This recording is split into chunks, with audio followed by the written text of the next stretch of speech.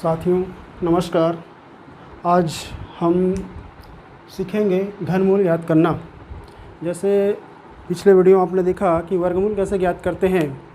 वर्गमूल ज्ञात करने के लिए क्या करते हैं, पहली विधि में अभाज्य गुणनखंड करते हैं। अभाज्य गुणनखंड करने के बाद उसकी क्या हम जोड़ी बनाते हैं और जोड़ी में से प्रत्येक संख्या लेकर गुणा करते हैं, वो उस संख्या का वर्गमूल कहलाता है। इसी प्रकार हमको घनमूल निकालना है तो भी अभाज्य गुणनखंड करेंगे और अभाज्य गुणनखंड करके संख्याओं का यहाँ पर त्रिक बनाएंगे और त्रिक में से एक संख्या लेंगे। जिससे वर्गमूल में दो संख्या लेते हैं, जोड़ी में से एक संख्या लेते हैं, वैसा ही घनमूल ज्ञात करने के लिए त्रिक बनाएंगे और त्रिक में से एक संख्या लेंगे और एक एक संख्या लेके तीनों का गुणा करेंगे। इसे हम उदाहरण से समझ सकते हैं। पहला उदाहरण लेते हैं। जैसे हमको 125 का घनमूल ज्ञात करना है तो घनमूल कैसे निकालेंगे, 125 का अभाज्य गुणनखंड करेंगे। ये हो गया, इस प्रकार से ऐसा लाइन खींच दीजिए और ये अभाज्य गुणनखंड करें। चलिए, अब किससे भाग जाएगा, ये 2 से नहीं जाएगा और 3 से भी नहीं जा रहा है, तो हम इसको सीधा 5 से भाग देंगे। 5 से भाग देते हैं, 5 दूनी 10 होता है, 2 बच गया, 5 पंचे 25। ठीक है। इसके बाद हम इसको फिर 5 से भाग देंगे, 5 से भाग जा रहा है तो 5 पंचे 25, फिर 5 से भाग जाएगा, 5 एकम 5। तो इसके अभाज्य गुणनखंड क्या क्या हो गए, 125 के अभाज्य गुणनखंड 5 गुणित 5 गुणित 5। ये त्रिक बना दिए, एक त्रिक बना, ये त्रिक। अब हम जानते हैं कि त्रिक में से एक संख्या लेना है, एक संख्या लेना है ना। तो 125 का घनमूल को इस प्रकार से दर्शाते हैं। यहाँ पर छोटा सा 3 लिखना पड़ता है। 125 की घात, इसका मतलब होता है 1/3 या घनमूल 125। घनमूल 125 बराबर तीनों में से एक संख्या लेंगे, त्रिक से एक संख्या। तो 125 का घनमूल क्या हो गया, 5। ठीक है। तो इसी प्रकार और भी उदाहरण ले लेते हैं। जैसे दूसरा उदाहरण लेते हैं। मान लीजिए यहाँ पर 1331 है, 1331 इसका घनमूल ज्ञात करना है। तो 1331 का अभाज्य गुणनखंड कीजिए, भाग देते हैं। यहाँ पर इकाई में 1 है, इसलिए विषम संख्या है, इसलिए 2 से भाग नहीं जाएगा। आगे 3 से देखते हैं, यहाँ पर ये 3 से भी भाग नहीं जा रहा है। फिर आगे 5 से देखते हैं, 5 से भी भाग नहीं जा रहा है। फिर आगे अगली अभाज्य संख्या 7 है, 7 से देख रहे हैं, 7 से भी भाग नहीं जा रहा है। ठीक है। उसके बाद अगली अभाज्य संख्या 11 है, तो संख्या जो है 11 से भाग चले जा रहा है।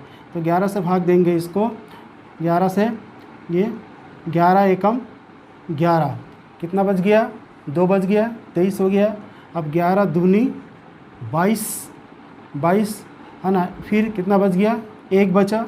अब ये हो गया 11, अब 11 एकम 11, ये इस प्रकार से भाग चला गया। अब फिर 11 से भाग जाएगा, ये 11 से भाग दे देते हैं, 11 एकम 11, 1 बचा है, फिर 11 हो गया, 11 एकम 11। अब फिर 11 से भाग जाएगा, 11 एकम 11। इस प्रकार 1331 के ये अभाज्य गुणनखंड हो गए। अब लिखेंगे 1331 बराबर 11 गुणित 11 गुणित 11। इस प्रकार से ये अभाज्य गुणनखंड हुए इसके। अब हम इनका क्या करते हैं, अभाज्य गुणनखंडों का त्रिक बनाते हैं। ये त्रिक बन गया, 3 का समूह त्रिक कहलाता है।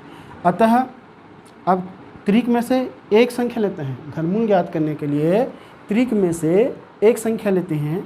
अतः घनमूल इस प्रकार से लिखेंगे, 1331 बराबर 11। ठीक, ये 1331 का घनमूल हो गया 11। इस प्रकार से घनमूल निकाल सकते हैं, इसको नोट कर लीजिए आप। उसके बाद फिर अगली अभाज्य संख्या लेते हैं। एक संख्या मान लीजिए 512 है। 512 को हमको घनमूल निकालना है 512 का। ये 512 है। इसका भी अभाज्य गुणनखंड करते हैं 512 इस प्रकार से। अब इसके इकाई में 2 है, इसके इकाई में 2 है मतलब 2 से भाग जाएगा, 2 से भाग दे देते हैं। 2 से 2 दूनी 4, 1 बच गया 11 हो गया, 2 पंचे 10, 1 बच गया, फिर 12 हो गया, 2 छक्के 12। इस प्रकार से इसको हम निकाल दिए। फिर 2 से भाग जाएगा ये, 2 से 2 एकम 2, 2 दूनी 4, 1 बच गया, 2 अट्ठे 16।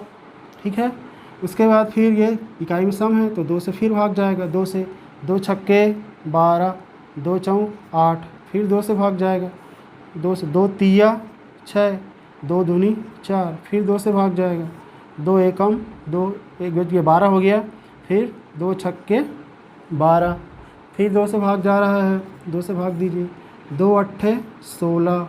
ठीक है, फिर 2 से भाग जाएगा, 2 चौक 8, फिर 2 से भाग जाएगा, फिर 2 दूनी 4, फिर एक बार और जाएगा 2 से 2 एकम 2। ये हो गया 512 के अभाज्य गुणनखंड।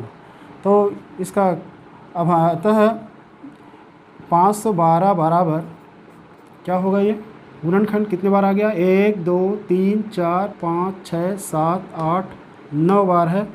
लिखेंगे 1 2 3 4 5 6 7 8 9। ठीक है, अब इसका त्रिक बनाते हैं। यहाँ पर 2 का एक त्रिक बन गया, यहाँ पर भी 2 का एक त्रिक बन गया, यहाँ पर भी 2 का एक त्रिक बन गया, 2 के 3 त्रिक बन रहे हैं। अतः घनमूल 512 बराबर 512 का घनमूल क्या निकलेगा, इस त्रिक में से एक संख्या लिखना है, इस त्रिक में से एक संख्या लिखना है, और इस त्रिक में से एक संख्या लिखना है। एक एक संख्या ले लिए सबसे। ठीक है, अब यहाँ पर तीनों का गुणा करना है, 2 दूनी 4, 4 दूनी 8, अतः इसका घनमूल आ गया 8, है ना। तो 512 का इस प्रकार से हम घनमूल निकाल लेंगे। इसको ठीक है नोट कर लीजिए। एक संख्या ले लेते हैं 2197। इसका हमको निकालना है, घनमूल निकालना है। ठीक है, तो इसका अभाज्य गुणनखंड करते हैं 2197। ठीक, इसे लाइन खींचे ऐसा, फिर ऐसा। अब यहाँ पर देखते हैं कि ये संख्या सम संख्या नहीं विषम संख्या है, इसलिए 2 के भाग नहीं जाएगा, 2 से भाग नहीं जा रहा है। अगली अभाज्य संख्या 3 है, 3 से देखते हैं, अंकों का योग करके देखते हैं। अंकों का योग कीजिए, 9 और 1 10, 10 7 17, 17 2 19। 3 के पहाड़ में नहीं आता है 19, मतलब 3 से ही भाग नहीं जाएगा।